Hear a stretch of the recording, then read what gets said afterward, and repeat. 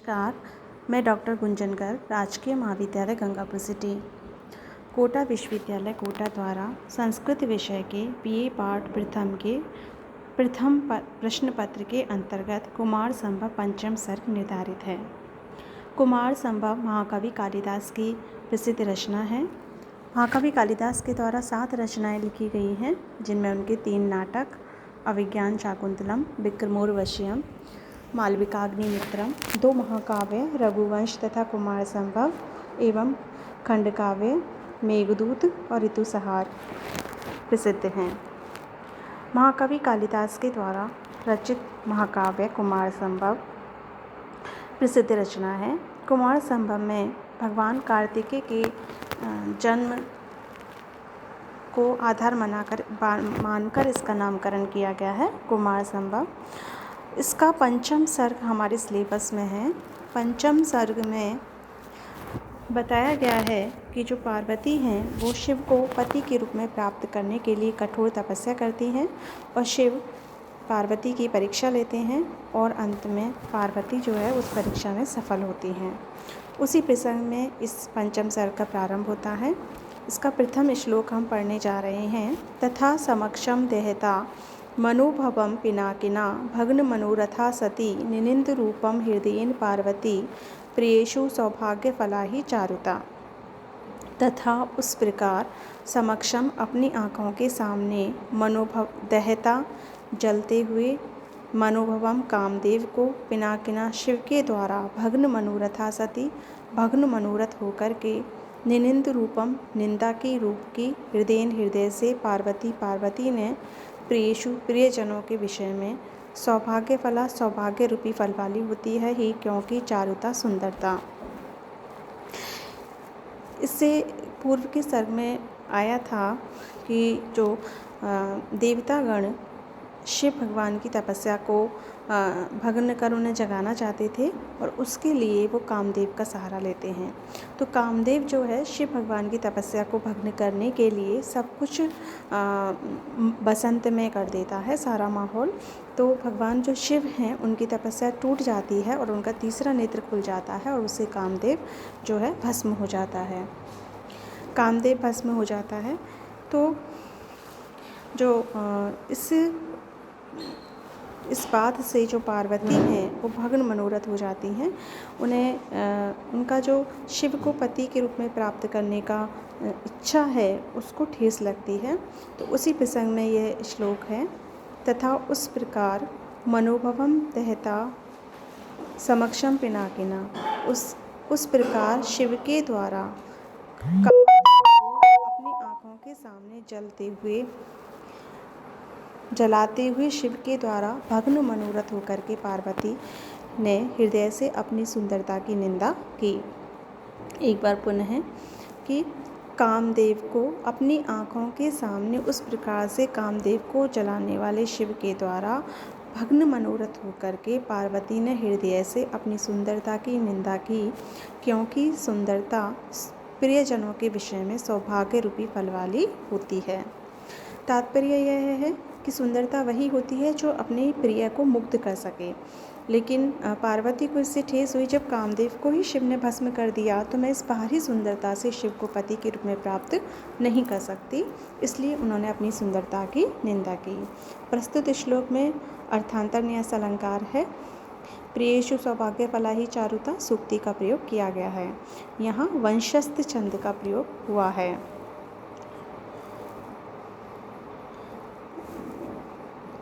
आगे हम पढ़ते हैं। अगला श्लोक है। एष सा कर्तुम अवंद रूपताम समाधिम आस्थाय तपोभिरात्मनः अवाप्यते वा कथम अन्यथा द्वयम तथा विदम प्रेम पतिष्ठतादृशा। एष इच्छा की सा उन पार्वती ने कर्तुम करने के लिए अवंद रूपताम सफल रूप को समाधिम आस्थाय समाधि का सहारा लेकर तपोभी तपस्याओं के द्वारा आत्मनः अपने अवाप्यते प्राप्त किया जा सकता है वा अथवा कथम कैसे अन्यथा अगर वह ऐसा ना करती तो ऐसा ना होता। द्वयम दोनों तथा विदम प्रेम उस प्रकार का प्रेम पतिष्ठतादृशा और उस प्रकार का पति। सा उस पार्वती ने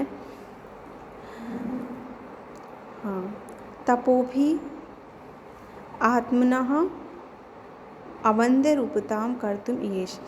उन पार्वती ने अपने सौंदर्य को समाधि का आश्रय लेकर के तपस्याओं के द्वारा सफल करने की इच्छा की। कि उन पार्वती ने अपने सौंदर्य को तपस्या के द्वारा समाधि का आश्रय लेकर के तपस्याओं के द्वारा सफल बनाने की इच्छा की। अगर वह ऐसा ना करती तो कैसे दोनों उस प्रकार का प्रेम और उस प्रकार का पति प्राप्त किया जा सकता है।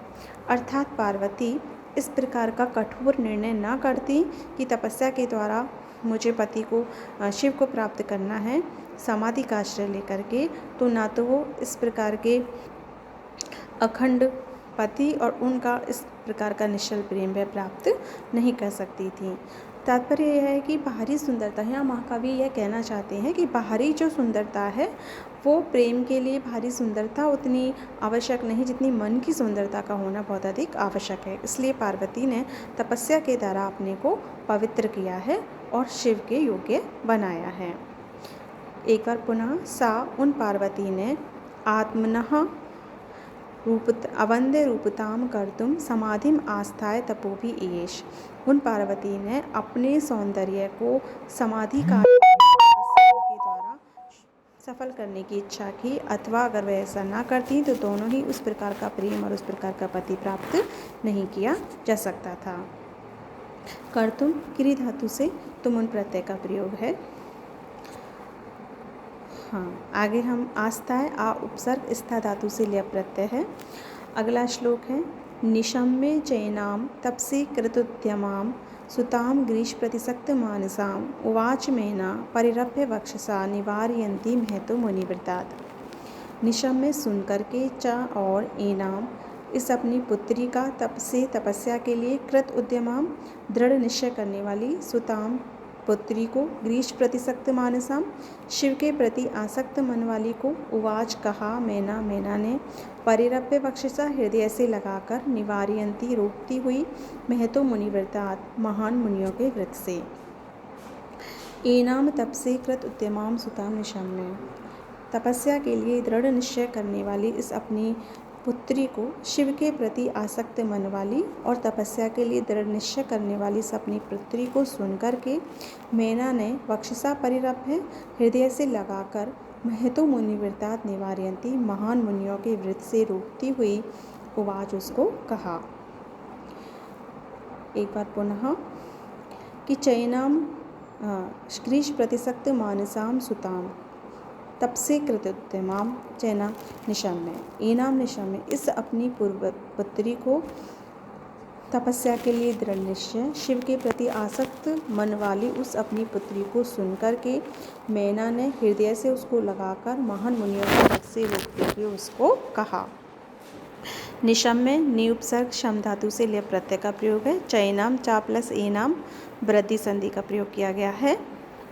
परिरभ्य परि उपसर्ग रभ धातु से लिया प्रत्यय है। निवारयंती नि उपसर्ग विरि धातु से क्षत्रिय प्रत्यय का प्रयोग किया गया है। वारणार्था नाम ईप्सितः कारक विभक्ति का सूत्र है, उससे यहाँ में वारण करने में रोकने में मुनिव्रतात् पंचमी विभक्ति का प्रयोग किया गया है।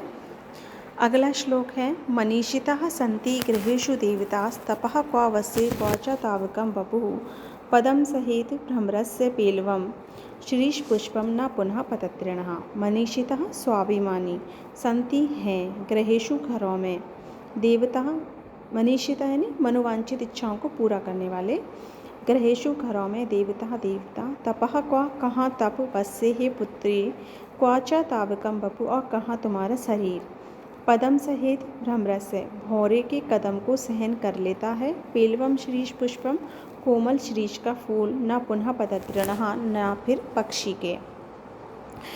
जो पार्वती की माँ मैना है वो उनको समझाते हुए कहती हैं कि गृहेषु देवता मनीषिता संति कि घर में ही सारे स्वाभिमानी देवता निवास करते हैं, कि आपके घर में ही सारे आपकी इच्छाओं को पूरा करने वाले आपके जो देवता हैं वो सभी यहीं हिमालय पर्वत पे निवास करते हैं। हे पुत्री कहाँ तो तुम्हारा कोमल शरीर है और कहाँ कठोर तप। शीरीष का जो पुष्प है, कोमल हार श्रृंगार का जो फूल है, वो भौरे के कदम को तो सहन कर लेता है लेकिन पक्षी के कदम को सहन नहीं कर पाता। तो जो माँ है, माँ का मन कोमल होता है। पार्वती की जो माँ है वो भी अपनी पुत्री को इस कठोर तपस्या से रोकना चाहती है। वो कहती है कि तुम्हारे पिता हिमालय के यहाँ सारे देवता निवास करते हैं, तो जब सारे देवता यहीं निवास करते हैं तो किसके लिए तुम तप करना चाहती हो, और कहाँ तुम्हारा कोमल शरीर और कहाँ कठोर तप। इसका उदाहरण देती हैं, दृष्टांत देती हैं कि जो शीरीष का पुष्प है, हार श्रृंगार का जो फूल है, भौरे के कदम को सहन कर सकता है, पक्षी के को नहीं। ऐसे ही तुम्हारा शरीर कोमल है जो कठोर तप को सहन नहीं कर सकता। यहाँ दृष्टांत अलंकार का प्रयोग किया गया है। अगला श्लोक। इति ध्रुवेच्छाम अनुशास्ति सुताम शशाकमेना न नियंतुम उद्यमात् का ईप्सितार्थ स्थिर निश्चयम मनः पयश निम्नाभिमुखम प्रीतिपेत। इति इस प्रकार ध्रुव इच्छाम, दृढ़ इच्छा वाली को, अनुशास्ति रोकती हुई, सुताम पुत्री को, शशाक समर्थ, मैना ना नहीं, नियंतुम रोकने के लिए, उद्यमात् प्रयास से, तपरूपी प्रयास से, का कौन, ईप्सितार्थ स्थिर निश्चय मनः अपनी अभीष्ट वस्तु के लिए दृढ़ निश्चय वाले मन को, पयश निम्नाभिमुखम नीचे की ओर बहने वाले जल को, प्रतिपेत लौटा सकता है। इति इस प्रकार ध्रुविच्छाम सुताम अनुशास्ति मैना, दृढ़ इच्छा वाली अपनी पुत्री को, उद्यमात नियंतुम इस तप रूपी प्रयास से रोकने के लिए ना शशाक समर्थ नहीं हुई। दृढ़ इच्छा वाली अपनी पुत्री को रोकती हुई मैना इस दृढ़ इच्छा से रोकने में समर्थ नहीं हुई। इस दृढ़ इच्छा से अनुशासित करती हुई मैना इस दृढ़ तपस्या के जो उनका दृढ़ निश्चय था उसे रोकने में समर्थ नहीं हुई। कौन, अभीष्ट वस्तु की प्राप्ति के लिए दृढ़ निश्चय करने वाले मन को और नीचे की ओर बहने वाले जल को लौटा सकता है, अर्थात कोई नहीं लौटा सकता। तात्पर्य यह है कि जैसे जल का स्वभाव नीचे की ओर बहने का होता है तो वो नीचे ही बहता है, उसी प्रकार जो व्यक्ति अपना दृढ़ निश्चय बना लेता है उसको भी उसके निश्चय से नहीं लौटाया जा सकता। उसी प्रकार जो मैना है वो अपनी पुत्री को रोकने में समर्थ नहीं हुई। यहाँ दीपक और अर्थांतर न्यास अलंकार का प्रयोग है। ध्रुव इच्छा गुण संधि है। अनुशास्ति अनुपसर्ग शास धातु से क्षत्रिय प्रत्यय का प्रयोग किया है। नियंतुम निउपसर्ग यम धातु से तुमुन प्रत्यय का प्रयोग किया है। निम्न अभिमुखम यहाँ दीर्घ संधि का प्रयोग किया गया है। इस प्रकार आज की कक्षा में हम आज इतना ही पढ़ेंगे। धन्यवाद।